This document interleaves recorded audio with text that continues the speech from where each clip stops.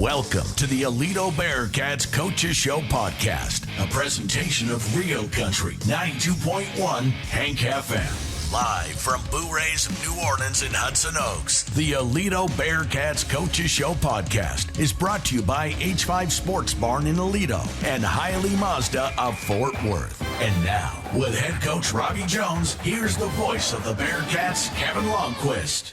Blitz look from the Raiders. Play action for Beard to throw down the far side. He's got a man wide open. Blake Burdine, first down to the 10, to the 5, and he gets into the end zone. Touchdown, Aledo Bearcats. 43 yards, and the Bearcats make it a two-score game. And we welcome you to the Aledo Coaches Show podcast. I'm Kevin Lonnquist here, coming to you from Boo Rays of New Orleans and Hudson Oaks.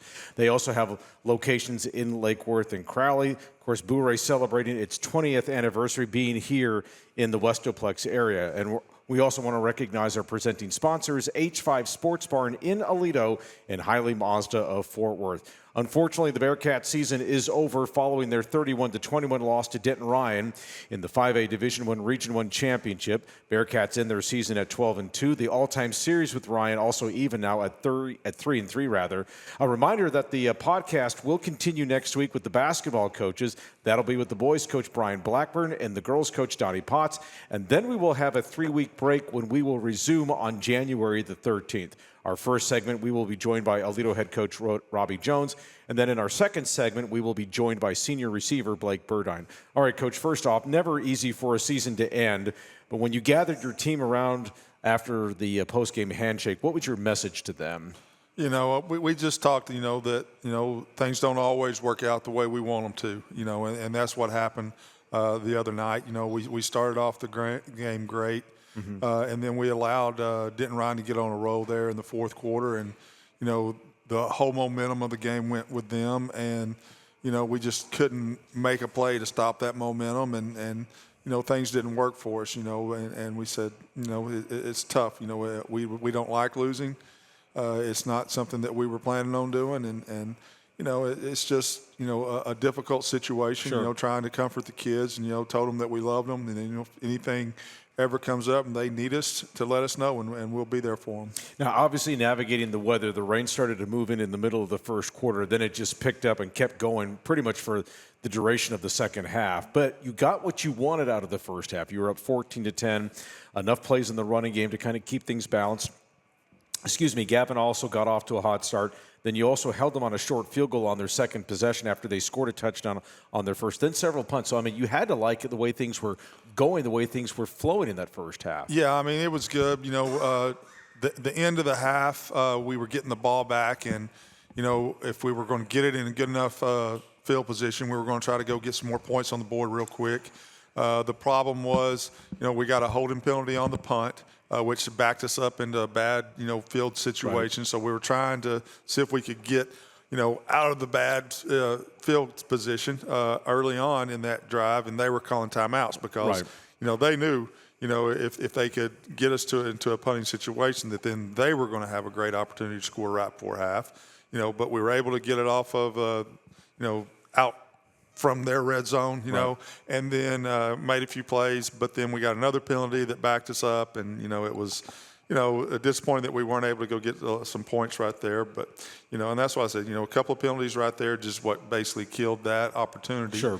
And then, we came out the second half, we're looking good, and then all of a sudden, man, it just, things snowballed on us. Yeah, and I'm going to get into that here in just a couple of moments. But let's first talk about, again, the weather here, because both teams had to deal with it. And outside of some mishandles here, I know Lamel Swanson had that one muffed punt, but he was able to cover it. But ball security, though, did not seem to be a big issue, at least from what, Kyle and I saw. How did you see that? Yeah, there wasn't, a whole lot of fumbles and things like that you kind of expect with the bad weather. Now, we did put the ball on the ground once or twice, but I don't think the weather had a whole lot to do with it.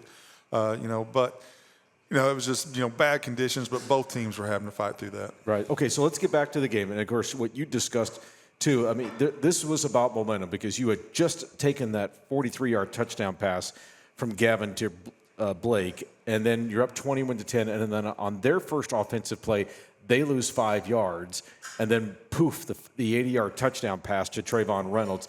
And that's just where it just kind of stayed with Ryan the rest of the way, and they just had everything going their way. And momentum can be such a fickle thing in a game. Yeah, and then we basically turned into a punting team, which we hadn't done all playoffs. Right.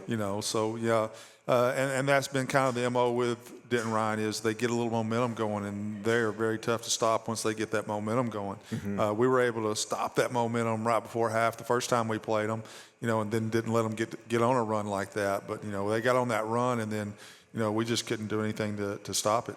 Okay, I want to ask you, too, because you also had the great scenario to start the second half, because not only did you get the lead, you also got the ball to start the second half, and then you get the kickoff return to about their 41-yard line, and I'm sure that had to be even as more disappointing than anything else not to come away with anything there. I mean, anything defensively that they did there that made that possession more difficult than you were expecting, or just what you saw as it unfolded? I mean, they just did a really good job, of stopping our run game, and that was big.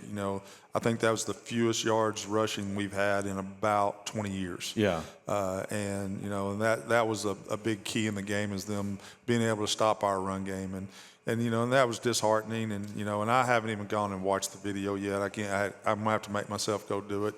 Right. Anytime you lose a game at the end of the year, it's upsetting, and sometimes you just want to forget about it for a little bit and then go back and watch it.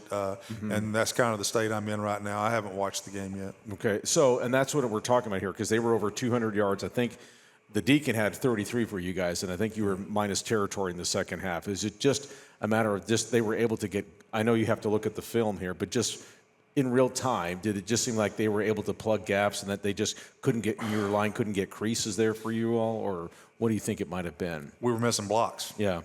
That's plain and simple. There were guys coming free into our backfield, and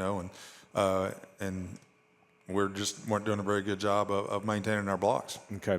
So with seniors like Blake and Owen, Henderson, Ben McElroy, obviously you can list more that you'd like to on this, but what will you take away from their leadership and the contributions to this program? Because a good number of these guys were on that state championship game last year. Yeah, I mean, you're disappointed for the seniors. That's who I feel the worst, for is our group of seniors, because, this was their last opportunity to go out and win a state championship, and we didn't get it done.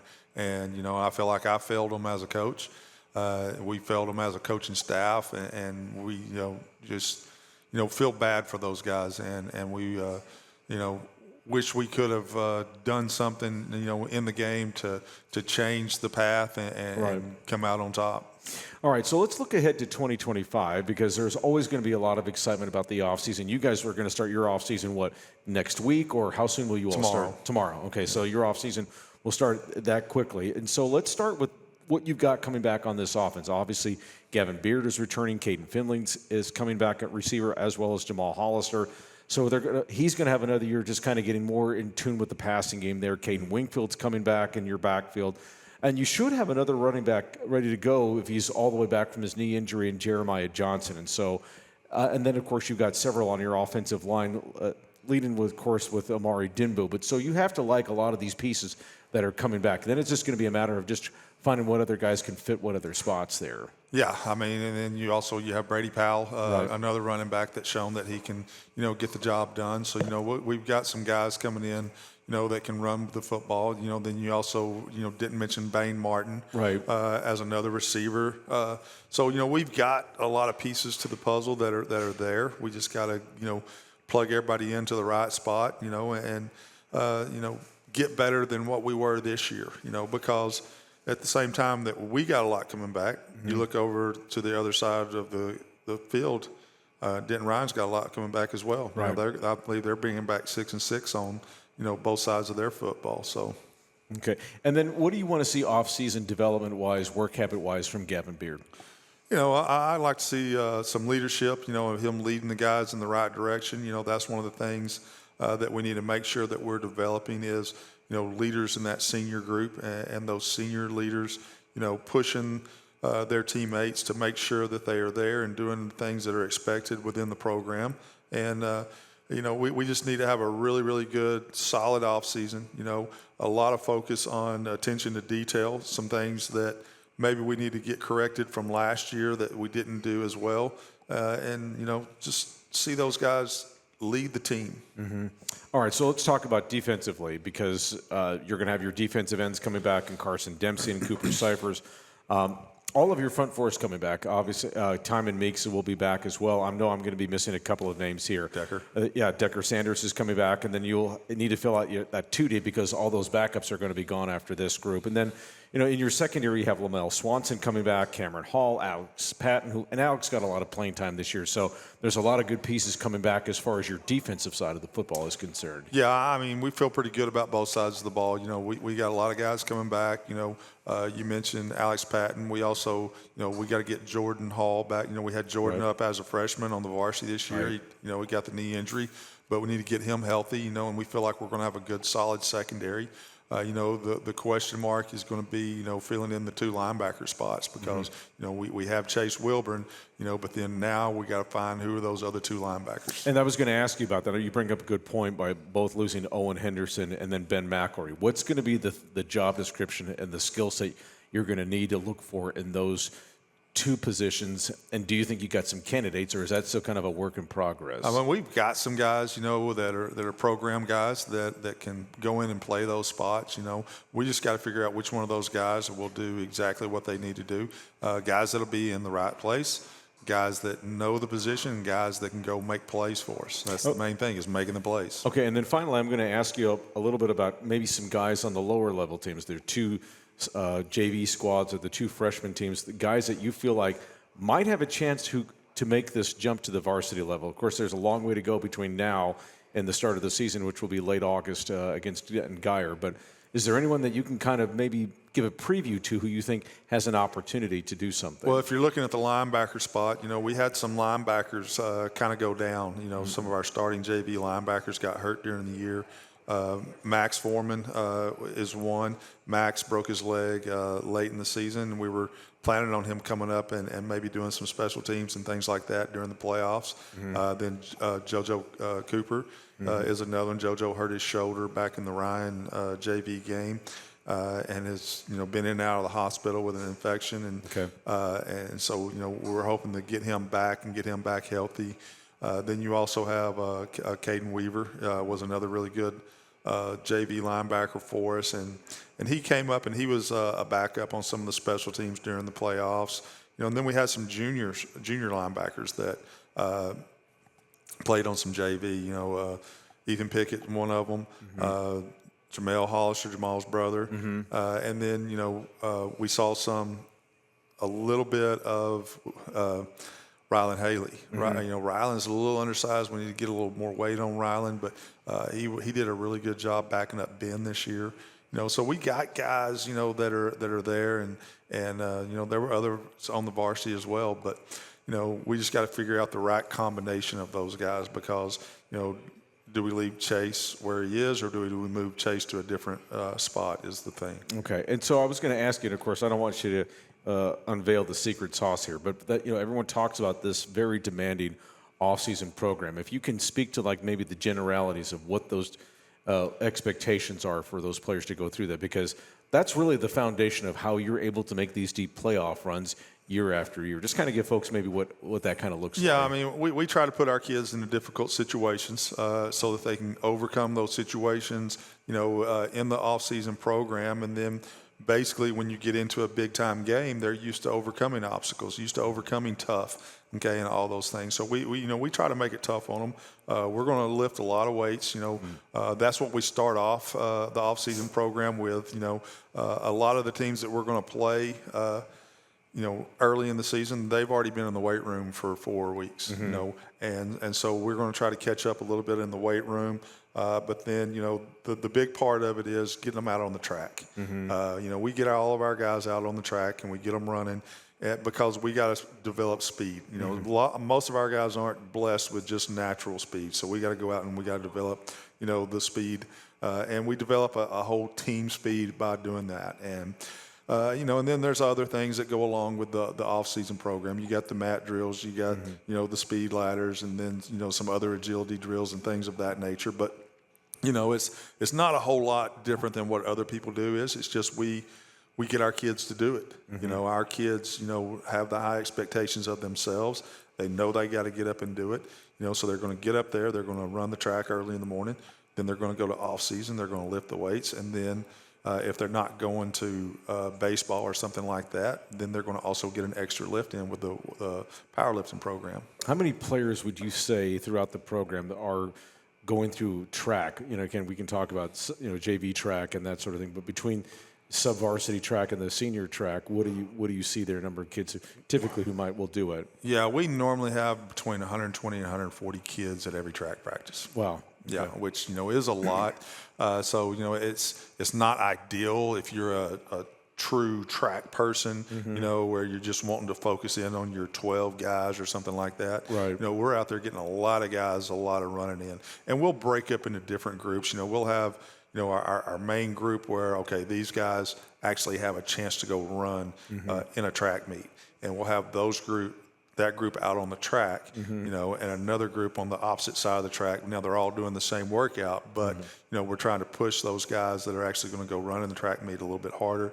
And then with our big guys that come and run, they're normally in the middle of the field doing shorter distance, because we're also trying to, you know, bulk those guys up, put some weight on them, you know, and we don't want to go just run them in the ground, and take all the weight off of them that they're gaining, you know. So theirs is more of working on explosion and, you know, fast twitch stuff. You know, and for people who don't know this, you've had a decent number of athletes who have been on the varsity track team, and Aledo's boys track program has got this absurd winning streak going of winning district titles. I think it's like 19 or even maybe beyond 20 or something like that. You would know that number better than I do. But I can remember watching a track meet, the district track meet a couple of years ago that the boys won, and I think the girls just missed winning their side of it. But just how impressive those events are, and how your kids. There was some great relay events going against Justin Northwest in that. So I just think, just from that standpoint, for people who don't really understand what the value of track to a football program, go watch a meet, and then you'll see what it really does do for you in between those months of September, October, and November. Yeah, I mean, because not only is it developing their speed, but they're also getting out there and competing. You know, and they're out there on the track by themselves and not competing, you know, with 10 other guys out there along with them. Right. They're out there by themselves on the track, having to, you know, do their best and go out and compete and lay it on the line and go win. And then when you're on those relays, that's what I really love, is the relays, because that's more of the team aspect, which is what we're all about with the football program. And we really, you know, enjoy getting those guys on those relays. You know, and for whatever reason, we've kind of been snake bit with some of the relays when we get down to the regional track meet. Yes. You know, we'll get down there and we'll have, you know, a really good chance to go to the state track meet, and, you know, we fumble a handoff. And then, you know, one year, DeMarco Roberts, you know, we got the fastest 4x1 down there, you know, and we have a great first leg by, I can't remember who it was, JoJo or somebody. And then DeMarco got the stick, and about his fifth step, he pulled his hamstring. But he limped it all the way to the next exchange. But the kid, I can't even remember who the kid was on the next exchange, didn't wait for him to get the baton. He kind of took off like he would normally to get the handoff, and we didn't get that handoff. You know, and then, you know, we had some alternates run down there. We went one year, we had an alternate, and we had to change the leg. Sammy Steffi went from running, I think he was the anchor leg. We had to move him to second leg for some reason. And he was used to taking the baton in his left hand and switching it over to his right hand. And he did the same thing, you know, at the second leg, and he knew he wasn't supposed to. He got to the exchange zone and then, you know, was trying to change hands. And by the time he handed the baton off, we were out of the zone. And we had qualified, even with the bad handoff, we had qualified third for the finals, but, you know, we got disqualified. So, you know, we've had some bad things happen with some of those relays, and then, you know, we've had some other really good experiences. Blake was on a relay that qualified for state, the 4x4, you know, which, if you're a football coach, you really love the 4x4, because those guys that go out and run that, it is a difficult race, and you got to have some toughness about you and willing to go just all out, you know, for 400 meters, you know, and lay on the line for your team. Yeah, one full circle around the track, and so there's something to be said. And it's a pacing of it too. On when it's your turn, that you've got to know when you can kind of throttle it down, and then when you know you got to put that kick in there, especially when you're trying to get to the exchange. Yeah, and you can talk to Blake about that. And I think Blake just ran the whole thing as hard as he could. Yeah, that's usually him as far as I can remember on that. And then finally for you all, in terms of just what you want to see just overall. I mean, you talk about the players that are involved in other sports and that sort of thing. And we have seen so much with specialization with players and athletes sticking with one sport. But there's always this mindset of football coaches not having a problem with their athletes competing in basketball or baseball or even going through track, because the philosophy was, and this was something that I was introduced to when I got into reporting 150 years ago, but that was with Bob Ledbetter at South Lake Carroll, that and of course, Carroll at the time was Class 3A, but he talked about, I want my athletes in as many sports as possible, because to the point that you made a few moments ago, the more competitive environments that they're in, the better off they're going to be in the sport that they choose to follow the most, and in this case, football. Do you follow that? Yeah, I mean, and we want all of our sports to do well at Aledo. And if they need some of the football players to go help them, then that's what I'm all about. Like Caden Finley's going to go play basketball. Cooper Hull, who came up and played some safety for us. Right. Those guys can go out, and if they can help the basketball team, I'm all for it. Go help the basketball team.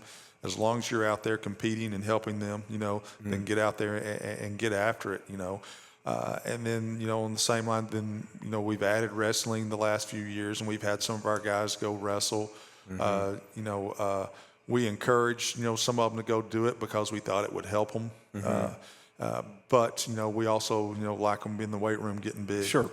So, we leave it up to the kid. I actually had one come up to me today after school. He goes, Coach, I'm going to go do wrestling, but, and it's changed this year. We had Austin Stocking that was the wrestling coach for the first 2 years, and Austin grew up here in Aledo, knows the importance of the Aledo off-season program. And so Austin arranged it to where, he did all of his wrestling, kind of like we do in football at 6:30. And then when off-season started, boom, those guys showed up to the weight room. And I had one come up to me and said, it's changed this year where they're doing the wrestling practice at the same time we're doing off-season. I said, look, you're a wrestler. Go wrestle. I said, and then you can come after school and get some weights. Okay. And then I've had others that were going to go wrestle, and they've decided, nah, I don't want to miss the off-season workouts. So, it's kind of like to each their own, and it's also a time management skill too that you got to figure out how can you do if you're going to do these sports, and if you're going to do the off season, and then you've also got your classwork assignments that you got to take care of on a day in and day out basis too. So a lot of things to juggle. I spoke at the sixth grade banquet last week, and that was one of the things I told. I was talking to the parents more than the kids, that it's a time commitment. To be a football player at Aledo High School, it's a full-time job. And it's not a part-time, show up when we put on the pads. It's year-round, and you got to put in the work. If you want to be successful within our program, you got to put the work in. But you can also go play other sports. But the thing you got to be able to do is you got to put the work in for both of them. If you're going to be a baseball player and a football player, like the guy you're going to have up here in a little bit, he's got to work his tail off, in the football program. But then he's also got to spend the same amount of time, out on the baseball field, perfecting his craft out there on the baseball field. Some people are willing to go do that. Some people aren't, and a lot of times those people that aren't, that's when they start specializing. And then things start to kind of fray a little bit here and there. And so you've got to say it's kind of like you're either all in or you're not, but we need to know which way this is going with you, so we know if we can count on you, that sort of thing. And so, I mean that's kind of it. We like for our guys, to be with us when they can. But if your other sport, you're in season and you can't be with us, that's fine. But at the same time, we want you working. I got you on that. Of course, and then for you all for spring football, that's not going to happen until maybe the first week of May, because you've traditionally started it after the district track meet. Is that going to be kind of the same idea this year, or anything changed? I haven't looked at the schedule yet, but we're going to, normally right after the district track meet, somewhere in there, we'll get started, and then we'll go, right up towards the end of school. We have, I got to think about my rules. It's 34 calendar days to get 18 practices in, so I got to work on that. I've talked with Coach Belk about possibly doing a night spring game this year. So we may do that. You know, the problem has always been, you know, the baseball and softball playoffs, and you don't want to conflict with them, you know. But with the way they have their playoffs set up now, where they're going to be on these, you know, series at the end of the week, we could possibly get a Tuesday night spring game or something like that going. Okay. Well, Coach, we look forward to it. Of course, we'll probably have you come back as this offseason is going through, perhaps maybe at the start of the spring football season, bring you on at the end when the spring football season ends, just to kind of give people kind of what their appetite as we're looking forward to the 2025 season. Always a pleasure. Thanks for doing it with us this fall. Thank you so much. Thank you.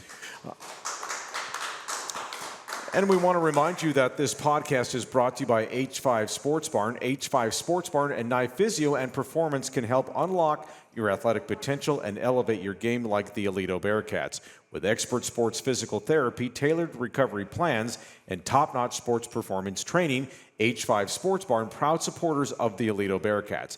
And Hiley Mazda. Head to Hiley Mazda of Fort Worth today. Their new state-of-the-art facility is conveniently located off of I-30. Exit Las Vegas Trail and experience top-notch service and hassle-free buying. Don't forget to ask about this month's special offers. Hiley Mazda of Fort Worth, family-owned and operated for over 30 years. Stick around. Blake Burdine coming up next. You're listening to the Aledo Coaches Show podcast. Welcome back to the Aledo Coaches Show podcast. I'm Kevin Lonnquist, and as we begin this second segment, we always begin it with the Aledo Alumni Report. And we'll go off and start with Chris Wright. Of course, we talked about Chris a few weeks ago, the defensive lineman for Abilene Christian. The ACU season came to an end in the FCS playoffs this past weekend. They lost to North Dakota State 51-31 up in Fargo in that dome up there. But Chris had 4 tackles in that game. He finished the 2024 season with 84 tackles, 11 for loss, collected 3 sacks, and also added quarterback hurries. That number was 6. Then a couple of Bearcats that are going to be in the bowl season coming up. That will get started in about a week, 10 days. A wide receiver, JoJo Earl at TCU. They will be at the New Mexico Bowl on December 28th in Albuquerque, taking on the University of Louisiana Raging Cajuns. The Horned Frogs are 8-4. The defensive lineman Ansel Dimbu at Washington State. He will be facing, along with his Cougar teammates, Syracuse in the Holiday Bowl. That will be December 27th in San Diego. And like TCU, Washington State finished the regular season at 8-4. Pleased to be joined now by senior wide receiver Blake Burdine. We were hoping to have linebacker Owen Henderson with us, but Owen came down a little bit ill, so it's going to be one-on-one, me with Blake Burdine. So, Blake, thanks for doing it. Yes, sir. Thanks for having me. All right, so let's just talk about the flow of this game, because you guys had just taken the momentum from Ryan with that 43-yard touchdown pass to go up 21-10. What's the feeling on the sideline after that play, because you guys had stretched it out to a 2-score game?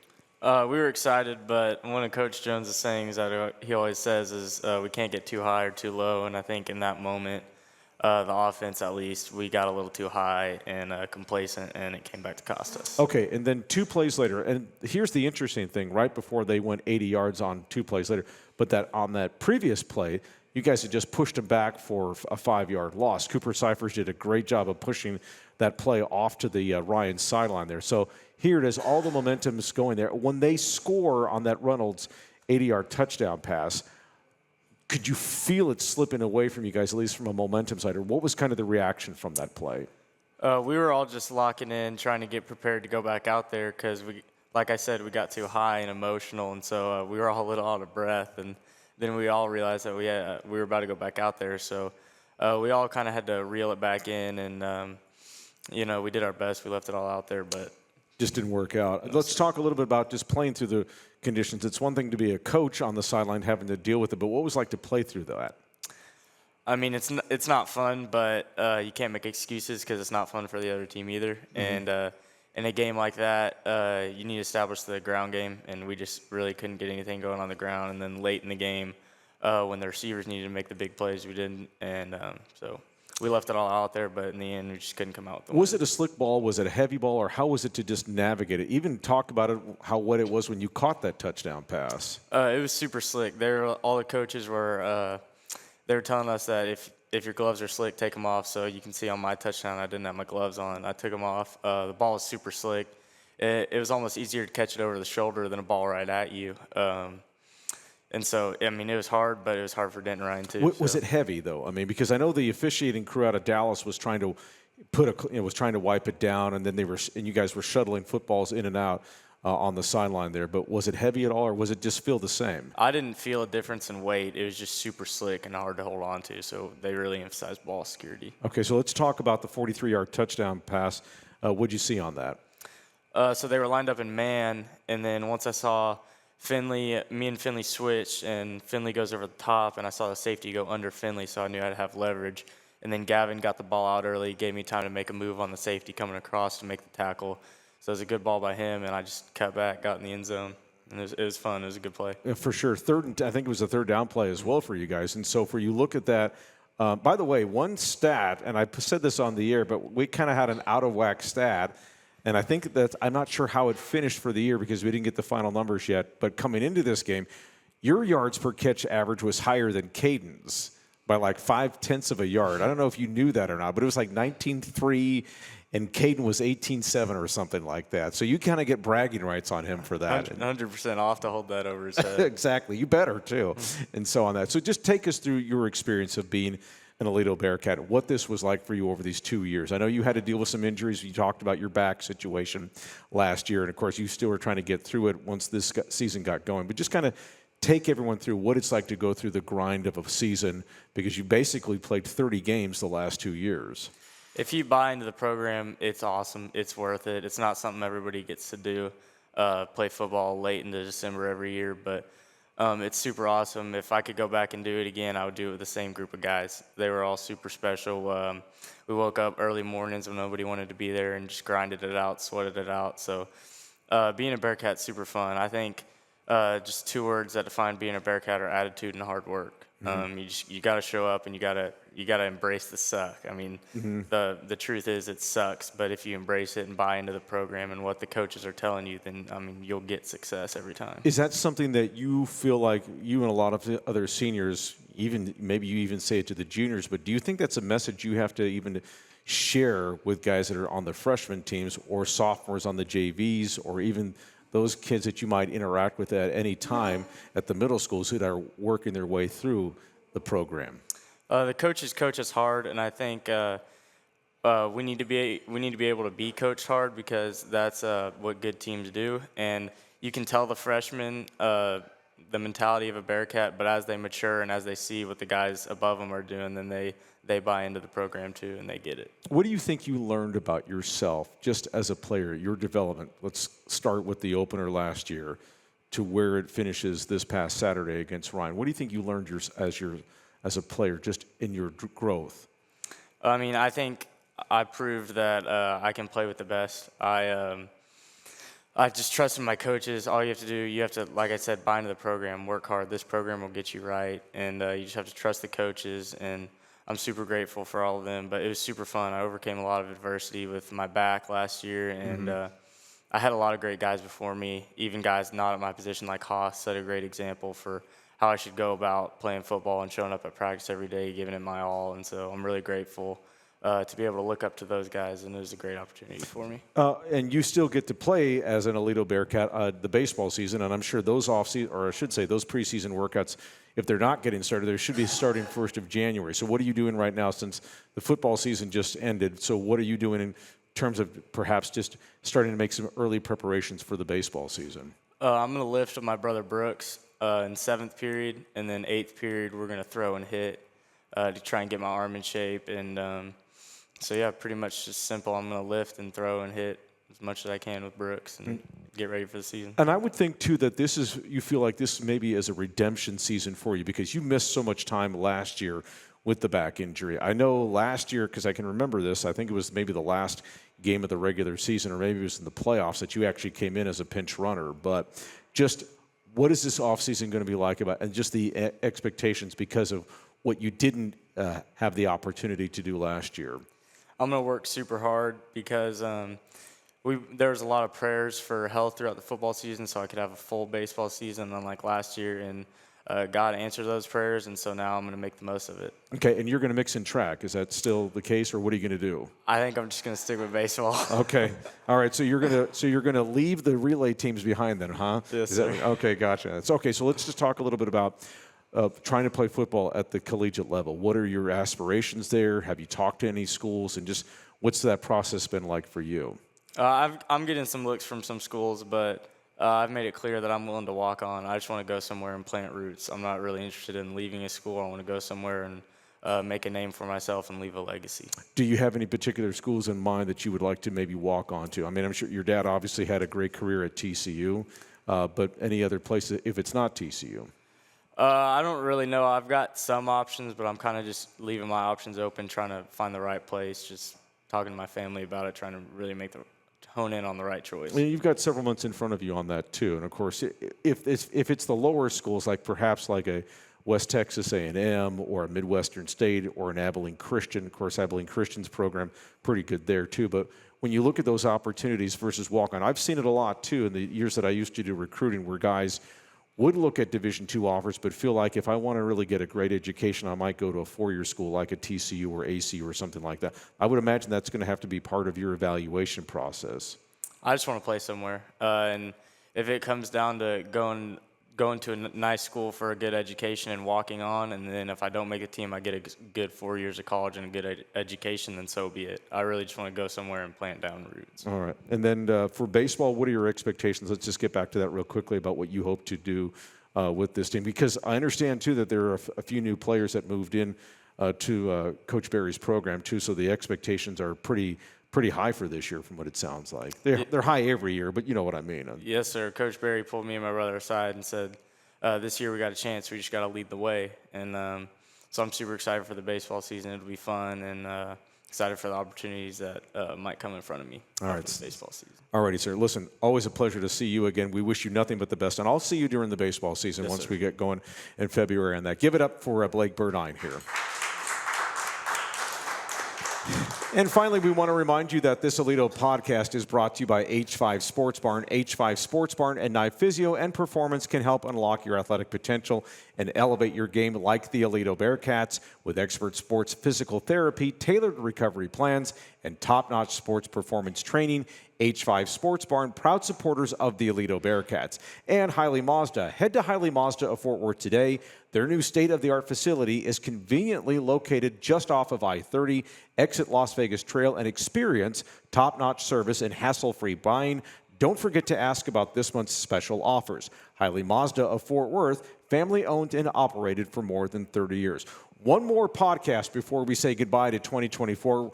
We will have both the basketball coaches on next week. We'll get a view of how things are going through their first month plus of the season. They've been through a couple of tournaments. District play is also going to get underway for them as well. And then we'll take the 3-week break and then come back on January 13th. So until next week, I'm Kevin Lonnquist. Thanks for joining us here at Bourrées of New Orleans and Hudson Oaks. We'll see you next week.